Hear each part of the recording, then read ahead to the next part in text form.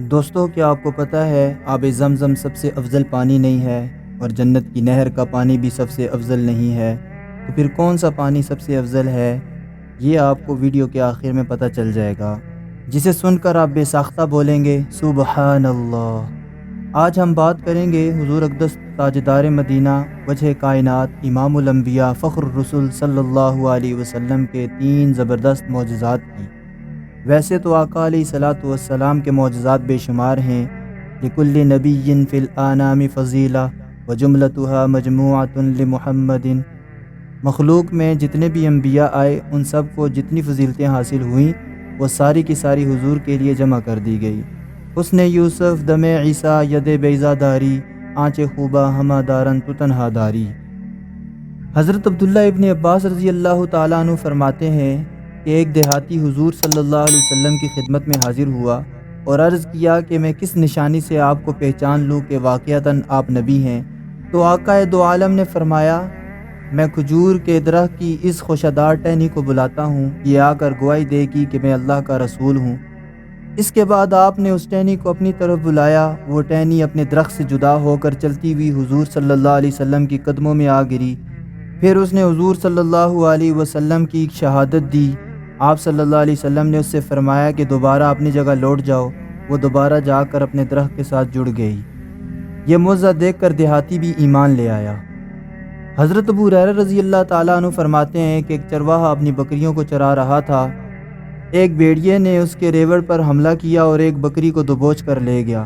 چرواہے نے بھیڑیے سے اپنی بکری چھڑوا لی۔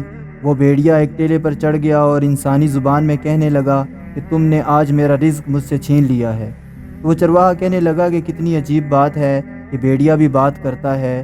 اس بھیڑیے نے کہا کہ اس سے بھی زیادہ عجیب بات یہ ہے کہ ان کھجوروں کے درختوں میں 2 پتھریلی زمینوں کے درمیان مدینہ منورہ میں ایک شخص تمہیں اگلی پچھلی باتوں کی خبر دیتا ہے اور تم پھر بھی اسلام قبول نہیں کرتے۔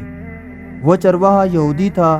وہ حضور کی خدمت میں آیا اور سارا قصہ ذکر کیا اور آ کر مسلمان ہو گیا۔ حضرت جابر رضی اللہ تعالیٰ عنہ فرماتے ہیں کہ صلح حدیبیہ کے موقع پر صحابہ رضی اللہ تعالیٰ عنہم کو بہت پیاس لگی اور حضور پاک صلی اللہ علیہ وسلم کے پاس ایک چھوٹا سا ڈول تھا۔ آپ نے اس کے پانی سے وضو فرمایا۔ صحابہ رضی اللہ تعالیٰ عنہم آپ صلی اللہ علیہ وسلم کی خدمت میں پریشان ہو کر حاضر ہوئے۔ آپ صلی اللہ علیہ وسلم نے وجہ پوچھی۔ انہوں نے عرض کیا کہ یا رسول اللہ، ہم سب بہت پیاسے ہیں اور ہمارے پاس وضو کے لیے اور پینے کے لیے صرف اتنا ہی پانی ہے جو آپ کے اس چھوٹے سے ڈول میں ہے۔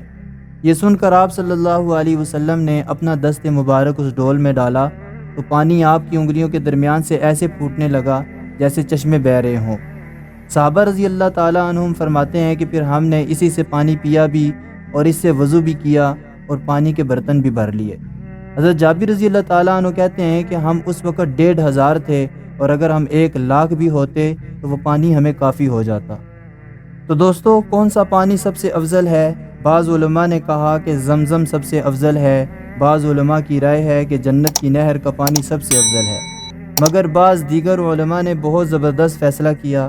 انہوں نے فرمایا کہ زمزم حضرت اسماعیل علیہ السلام کی ایڑیوں سے نکلا ہے اور جنت کی نہر کو حکم خدا سے فرشتوں نے بنایا ہے، مگر حدیبیہ کے موقع پر جو پانی حضور اقدس صلی اللہ علیہ وسلم کی انگلیوں سے نکلا وہ زمزم سے بھی افضل ہے اور وہ جنت کی نہروں سے بھی افضل ہے۔